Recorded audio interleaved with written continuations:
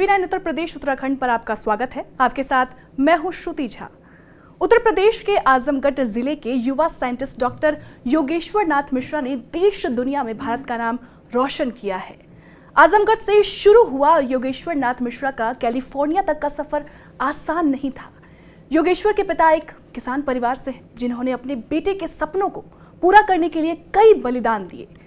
Scientist Yogeshwar नाथ मिश्रा आज Caltech NASA की team का हिस्सा है। इस टीम ने दुनिया की सबसे fast laser sheet imaging technology की खोज की है और आज हमारे साथ खुद योगेश्वर नाथ मिश्रा जी मौजूद हैं, जिनसे हम उनकी सफलता के बारे में जानेंगे और ये भी जानेंगे कि किसान के इस बेटे ने कैसे आजमगढ़ का नाम रोशन किया है। सर, पहले तो बहुत बहुत स्वागत है आपका। सबसे पहले आपको शुभकामना देना चाहूँगी। सर, मेरा पहला सवाल आपसे यही होगा कि एक गांव से आप निकलते हैं आजमगढ़ से और आप कैलिफोर्निया बड़ी जगह में जाते हैं, तो वो एक्सपीरियंस कैसा रहा? यहाँ से लेकर कैलिफोर्निया तक का सफ़र आपका कैसा रहा?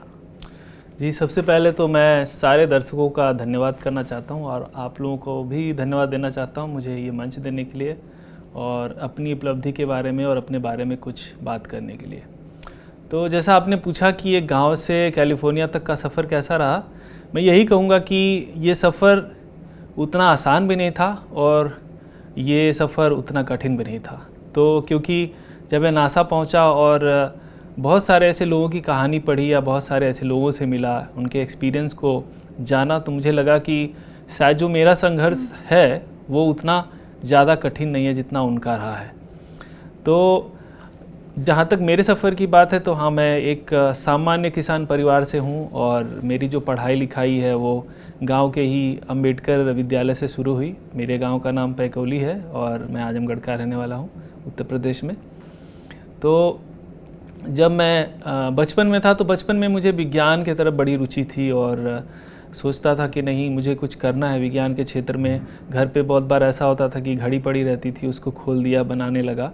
फिर कभी आसमान की तरफ देखता था तो तारे दिखाई देते थे, तो उनसे बड़ा एक तरह का एक जुड़ाव था, देखने का बड़ा वो होता था। तारे देखता था तो उनको गिनता था। फिर तीसरा एक्सपीरियंस जो ये है कि गांव में हमारे बल्ब जो है वो लटके रहते थे उस समय पे, और जब बिजली आती थी कभी कभी तो उसमें से जो लाइट निकलती थी तो बड़ा वो मुझे हैरान करता था कि ये जो फिलामेंट है अचानक से लाइट आती है, कैसे जल जाता है। फिर गाँव में हम बिजली नहीं होती थी तो दिया, जिसको हम डेवरी बोलते हैं, उससे पढ़ाई करते थे। तो ये होता था कि ये पीला कलर जो दिए में से निकल रहा है, आखिर पीला क्यों है, नीला क्यों नहीं है ये कलर। बाद में पता चला कि जैसे जैसे और पढ़ाई किया तो सारा कुछ पता चला कि उसका क्या रहस्य है, उसके पीछे क्या प्रक्रिया होती है। तो मैं यही कहूँगा कि जब मैं आजमगढ़ से कैलिफोर्निया का सफ़र बहुत ज़्यादा, मैं कहूँगा कि मेरे रोल मॉडल पे डिपेंड करता है, मेरे फैमिली के सपोर्ट पे डिपेंड करता है कि उन्होंने मुझे सपोर्ट किया। और फिर मैं मेहनत करता रहा और एक अपना पैशन था साइंस करने का, तो सारी चीज़ें होती गई। हाँ, कुछ चीज़ें ऐसी थी जो डिफ़िकल्ट थी लाइफ में, बट मुझे लगता है कि पाने के लिए बहुत बार कभी कभी संघर्ष करना पड़ता है। तो मेरी कहानी औरों से अलग नहीं है, लोगों ने बहुत संघर्ष किए बहुत आगे जाने के लिए। तो बस उसमें मेरा भी एक प्रयास है और बस प्रयास करता रहूँगा और आगे यही कोशिश है कि भारत का और नाम आगे रोशन करता रहूं, अपने ज़िले का नाम रोशन करता रहूं। अच्छा, जो पेरेंट्स होते हैं हमारे गांव के ज़्यादातर जो पेरेंट्स होते हैं वो चाहते हैं कि भैया मैंने जो तुम्हें बोल दिया है कि तुम्हें अगर 12th अगर कॉमर्स से करना है तो तुम वैसे ही करोगे। जैसा मैंने पढ़ा आपके बारे में कि आपके पिताजी चाहते थे कि आप IAS बनिए, लेकिन फिर आपने वैज्ञानिक चूज़ किया कि नहीं, मुझे वैज्ञानिक बनना है। तो इस जो पद्धति थी, जो रास्ता था, वो कितना डिफ़िकल्ट था ये आपके लिए? जी, तो जैसे कि हमारे यूपी और बिहार में खासकर क्या होता है कि लोग अपने बच्चे को PCS या IAS बनाना चाहते हैं, और मेरे पिताजी का भी यही सपना था। और ऑब्वियस सी बात है कि IAS और PCS जो होते हैं ये देश के बहुत बड़े एग्ज़ाम्स होते हैं, बच्चे उसको क्लियर करते हैं और वो ज़िले में बेसिकली जितनी भी सारी प्रक्रियाएँ हैं या सारा जो भी शासन है उसको देखते हैं, तो उस पोस्ट का बड़ा रुतबा रहता है। इसलिए माँ बाप चाहते हैं हमारे यहाँ कि बच्चे IAS बने या PCS बने। और मेरी जो सोच थी वो शुरू से ही बड़ी अलग थी, मे बी इस वजह से भी अलग थी कि मेरे रोल मॉडल्स अलग थे। जैसे मेरे रोल मॉडल जो हैं वो APJ अब्दुल कलाम रहे हैं, जो हमारे देश के राष्ट्रपति रहे, इतने बड़े वैज्ञानिक थे, मिसाइल मैन उनको बोलते हैं। तो मुझे याद है कि कलाम के जीवन से मुझे प्रेरणा तब मिलनी शुरू हुई जब एक मेले में गया था, हमारे ज़िले में प्रदर्शनी और मेला लगता है, वहाँ गया तो एक अग्नि की उड़ान की किताब थी, उसको मैंने लिया और पढ़ना शुरू किया। और फिर कलाम के जीवन से बड़ी मुझे बहुत इन्फ्लुएंस हुआ कि बताइए एक ऐसा व्यक्तित्व है जो कि रामेश्वरम के एक बहुत ही गरीब परिवार से आते हैं वो, और किस विषम परिस्थितियों में उनके परिवार ने उनको पढ़ाया, उन्होंने एरोस्पेस इंजीनियरिंग में पढ़ाई की और उसके बाद वो इतने बड़े साइंटिस्ट बने। तो मुझे लगता था कि कलाम शायद किसी बड़े अधिकारी से बहुत ज़्यादा बड़े हैं, उनका ऑरा जो है वो बहुत बड़ा है। तो इस वजह से उनसे बड़ी प्रेरणा मिली कि सब लोग उनके बारे में बात करते थे। फिर उनका जीवन इतना अच्छा था, इतना सरल स्वभाव के थे वो, तो सारी चीज़ें बहुत प्रेरित की मुझे। फिर दूसरे रोल मॉडल के रूप में जब थोड़ा सा मैं बड़ा हुआ तो कल्पना चावला जी, जो हमारे देश की सबसे पहली महिला अंतरिक्ष यात्री रही हैं, जो कि नासा का नाम तभी मैंने उनके थ्रू सुना था, तो उनके बारे में बड़ी चर्चा हुई, मैं सुना तो मुझे लगा कि नहीं, कल्पना चावला जैसा बनना है। तो ये जो दोनों मेरे रोल मॉडल थे, शायद कहीं ना कहीं वो बहुत ज़्यादा उनके लिए मेरी जो फीलिंग थी वो बहुत ज़्यादा स्ट्रांग थी और इसलिए मैं साइंटिस्ट बनना चाहता था। और पिताजी पहले थोड़े से हमेशा मुझे बोलते रहते थे कि नहीं, तुम IAS की तैयारी करो, एटलीस्ट कम से कम एग्ज़ाम भी दो। तो मैंने कहा कि पिताजी ऐसा है कि आप ही मुझे कहते हैं कि आप वही चीज़ करो जो आपको दिल से अच्छी लगती हो, और अगर आप वो चीज़ करेंगे जो आपको दिल से अच्छी लगती है तो शायद आप एक्सीलेंस उसमें जितना अचीव कर पाएंगे और चीज़ में नहीं कर पाएंगे। तो धीरे धीरे सबने सपोर्ट किया और माता जी का बड़ा मेरे जीवन में इन्फ्लुएंस रहा है एजुकेशन को लेके, और फिर परिवार के हर सदस्य ने, मेरी बहनों ने, भाई ने, सब ने बड़ा सपोर्ट किया है।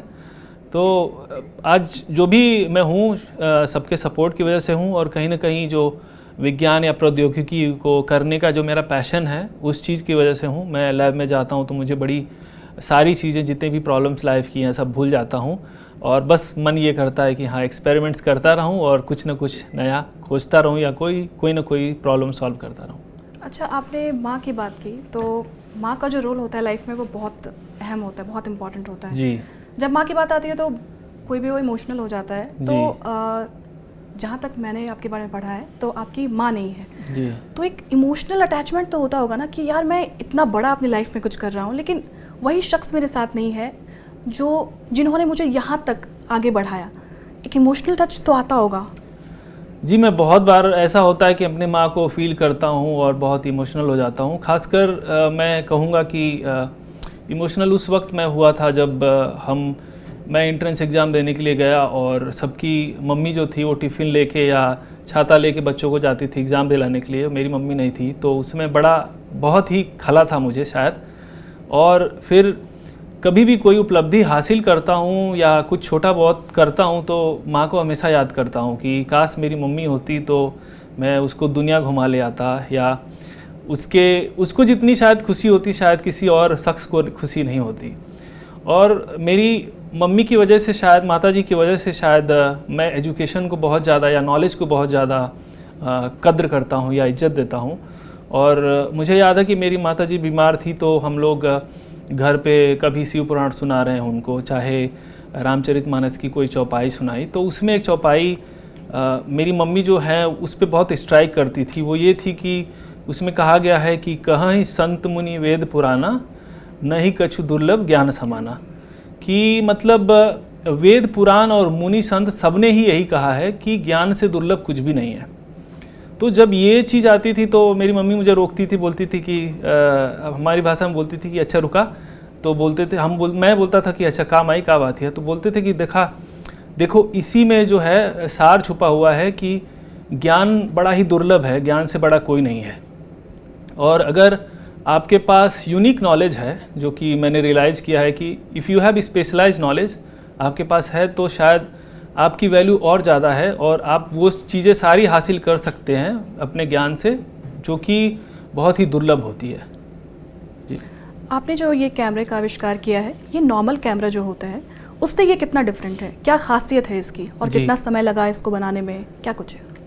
तो देखिए, जो नॉर्मल कैमरा बेसिकली होता है, जब हम मान लीजिए वीडियो कॉलिंग करते हैं तो जो कैमरा होता है वो 30 से 40 फ्रेम्स पर सेकंड पे इमेज लेता है, मतलब 30 से 40 फ्रेम्स उसमें होते हैं और एक वीडियो प्रोजेक्ट होती है। जो हमारा कैमरा है उसको हमने laser sheet compress ultra fast photography बोला है, वो 12.5 बिलियन फ्रेम्स पर सेकंड पे इमेज ले सकता है, मतलब उसकी इमेजिंग स्पीड इतनी फास्ट है। तो जब मैं बिलियन की बात कर रहा हूँ तो समझिए कि 10 के पीछे 10 शून्य है, या वो उसको बिलियन बोला जाता है, 10 बिलियन, या बिलियन जो होता है वो 10 के पीछे 9 शून्य होता है। तो हमारी जो इमेजिंग स्पीड है वो 12.5 बिलियन फ्रेम्स पर सेकेंड है। कैमरा उसको किसी भी चीज़ को रिकॉर्ड कर सकता है। तो खासियत इसकी ये होगी कि जैसे प्रकाश जो है हमारे सराउंडिंग में हर जगह प्रकाश का इस्तेमाल करके बहुत सारी प्रक्रियाएँ क्रियाएँ हमारे नेचर में बहुत सारी चीज़ें हो रही हैं। फॉर एग्ज़ाम्पल लाइट जो होता है उससे पौधे जो है अपना भोजन बनाते हैं, केमिकल रिएक्शंस जितनी हैं इनिशिएट होती हैं। अगर शायद सूर्य का प्रकाश नहीं होता तो धरती पे शायद जीवन नहीं होता। तो प्रकाश का बहुत ही ज़्यादा महत्व है। आज मैं आप सबके थ्रू जुड़ रहा हूँ इस वीडियो कॉन्फ्रेंसिंग से, तो कहीं ना कहीं ये जो डेटा ट्रांसमिशन हो रहा है वो ऑप्टिकल फाइबर के थ्रू हो रहा है, जिसमें प्रकाश जो है, लाइट जो है, वो इन्फॉर्मेशन को कैरी कर रहा है एक जगह से दूसरे जगह। तो प्रकाश की जो रफ्तार है, according to Einstein, Albert Einstein की, चाहे द्रव्यमान जो मास होता है या चाहे एनर्जी ऊर्जा हो गई, वो 300 मिलियन मीटर प्रति सेकंड की रफ्तार से चलता है। प्रकाश इतना तेज होता है। तो आप 300 मिलियन की बात कर रहे हैं और मेरा जो कैमरा है वो बिलियन में जा रहा है। तो इसका मतलब कि हम प्रकाश को भी रियल टाइम में इस कैमरे से कैप्चर कर सकते हैं। अब सोच लीजिए कि अगर आप प्रकाश को रियल टाइम में कैप्चर कर सकते हैं तो प्रकाश से रिलेटेड जितनी भी केमिकल रिएक्शंस होती हैं, क्रियाएं प्रतिक्रियाएं होती हैं हमारे नेचर के अंदर, उसको हम आसानी से समझ सकते हैं। तो उसी की पहल में हमने जो कैमरा डेवलप किया है वो बेसिकली कंबस्शन, जो दहन की प्रक्रिया है, उसको स्टडी करने के लिए किया है। अब थोड़ा सा मैं वक्त लूँगा, कंबस्शन का क्या एप्लीकेशन है। बेसिकली कंबस्शन के बारे में जब हम बोलते हैं तो हम मोमबत्ती है हो गया, मोमबत्ती जो है होती है, हम उसको जलाते हैं तो उसमें एक लौ निकलती है। फिर खाना बनाते हैं तो उसमें गैस यूज करते हैं, चाहे हम चूल्हा जलाते हैं उसमें भी ईंधन जलाते हैं, उसमें भी एक लौ निकलती है। फिर हम कार चलाते हैं, उसके अंदर भी पेट्रोल या डीजल जलाते हैं, तब हमको जाके हमारी कार आगे बढ़ती है। उसी तरह से रॉकेट जब हम लॉन्च करते हैं तो हम देखते हैं बहुत सारी लौ जो है वो फैलती है चारों तरफ, और उसकी वजह से जो रॉकेट है वो ऊपर जाता है। तो जो दहन की प्रक्रिया है ये हमारे डेली टू डेली जीवन में हर जगह उपलब्ध है, उपस्थित है। और होता क्या है कि जब हम इसको पढ़ने जाते हैं, हम इसको ये गहन स्टडी करना चाहते हैं, तो होता क्या है कि हमें पता चलता है कि ये तो बड़ा कॉम्प्लेक्स है, इतना इजी नहीं है इसको समझना। और अगर हम इसको समझ लेंगे तो मान लीजिए कि जो हमारे यहाँ जितने भी प्लेन्स हैं, चाहे जितने कारें हैं, उसका हम एफिशिएंसी बढ़ा सकते हैं, चाहे जो पॉल्यूशन उसकी वजह से हो रहा है उसको कम कर सकते हैं। तो जब प्रकाश की प्रक्रिया होती है तो उसमें दो चीज़ें बड़ी मेन होती हैं जो पैदा होती हैं। पहला चीज़ है हाइड्रोकार्बन, क्योंकि हाइड्रोकार्बन जो फ्यूल होता है, जो ईंधन होता है, वो कार्बन से बना होता है, तो हाइड्रोकार्बन्स पैदा होते हैं। फिर उसके बाद शुद्ध पार्टिकल पैदा होते हैं, जिसको हम कालिख बोलते हैं। काला काला एक धुआं निकलता है, और ये जो धुआं है ये हमारे एनवायरनमेंट के लिए, हमारे स्वास्थ्य के लिए बड़ा ही हानिकारक है, क्योंकि ये नैनो साइज में होता है। तो नैनो पार्टिकल जब ये बनता है तो ये हमारे लंग्स में आ सकता है, इसकी वजह से बहुत सारी बीमारियां होती हैं। फिर जब ये बर्फ़ की परत पे जाके जमा हो जाता है तो सूर्य का जब प्रकाश पड़ता है उसके ऊपर, तो बेसिकली होता क्या है कि ये सूर्य के प्रकाश को अवशोषित कर लेता है, उसको एब्जॉर्ब कर लेता है, क्योंकि ये काले कलर का होता है। तो उस वजह से धरती का तापमान भी बहुत बढ़ रहा है। अब जो हाइड्रोकार्बन से शुद्ध बनने की जो प्रक्रिया है उसका जो लाइफ टाइम है वो नैनो सेकेंड के अंदर होता है। नैनो सेकेंड का मतलब कि 10⁻⁻⁹ और हमारा जो कैमरा है वो 10⁻10 बिलियन, मतलब बिलियन फ्रेम्स पर सेकंड पे रिकॉर्ड कर ले रहा है। तो इस प्रक्रिया को हम स्टडी करने के लिए इस कैमरे को डेवलप किए, और पहली बार हमने, मतलब पहला सिंगल शॉट फास्टेस्ट इमेज इस प्रकाश को कैप्चर करने वाले कैमरे से हमने दहन की प्रक्रिया को स्टडी किया है। तो ये आने वाले समय में एक तरह से कह सकते हैं कि बहुत बड़ा ब्रेक थ्रू है, और विज्ञान के और भी क्षेत्र में इसका इस्तेमाल होने वाला है। इस पूरे प्रक्रिया में आपको कितना समय लगा?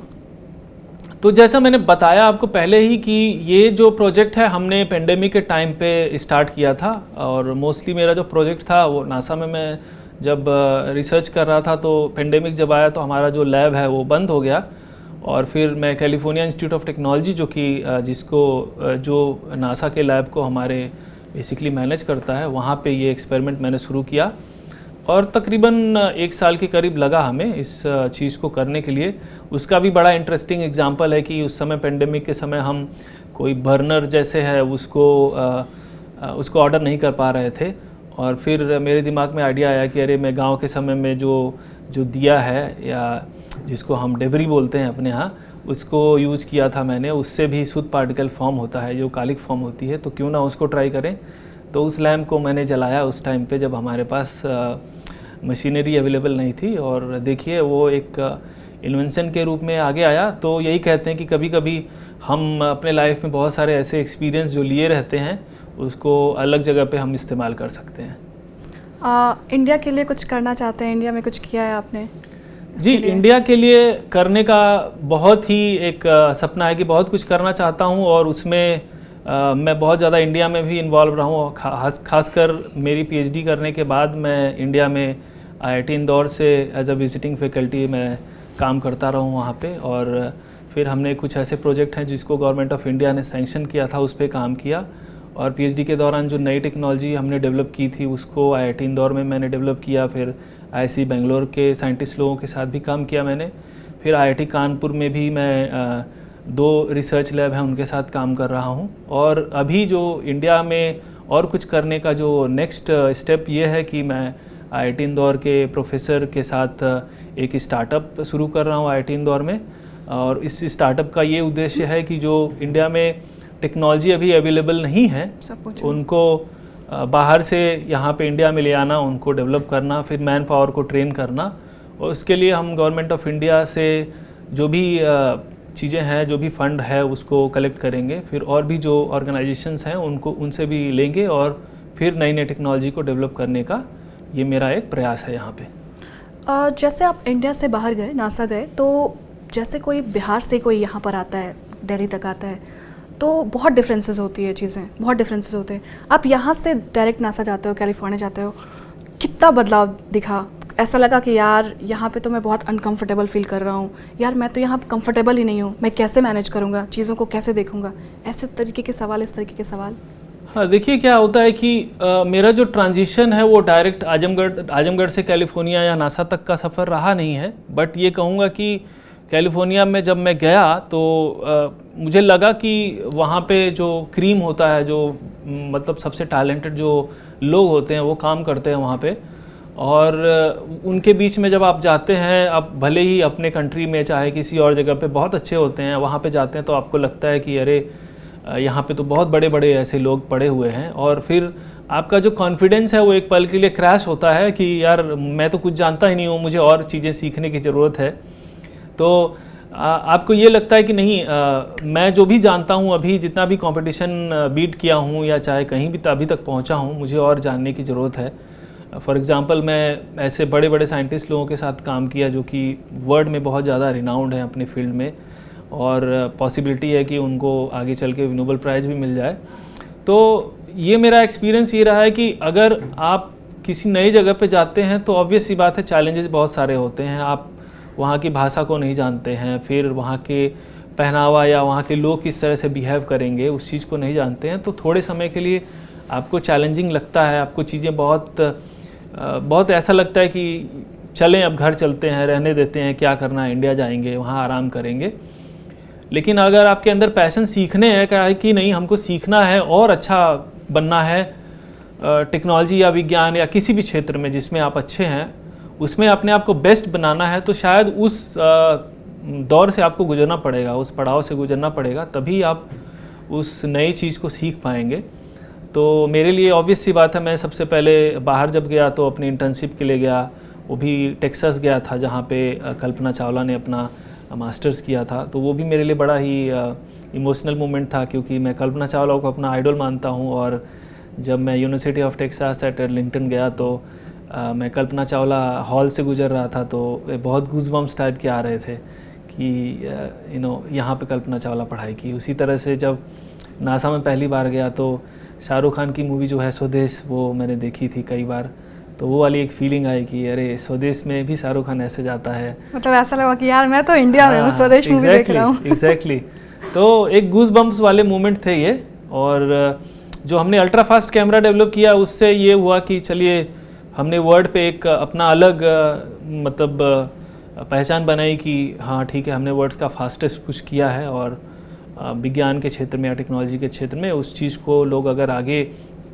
यूज़ करेंगे तो उसके बहुआयामी एप्लीकेशंस हैं। यहाँ से जब आप वहाँ पे गए थे कैलिफोर्निया, तो खान पान रहन सहन हर चीज़ में बदलाव आया होगा।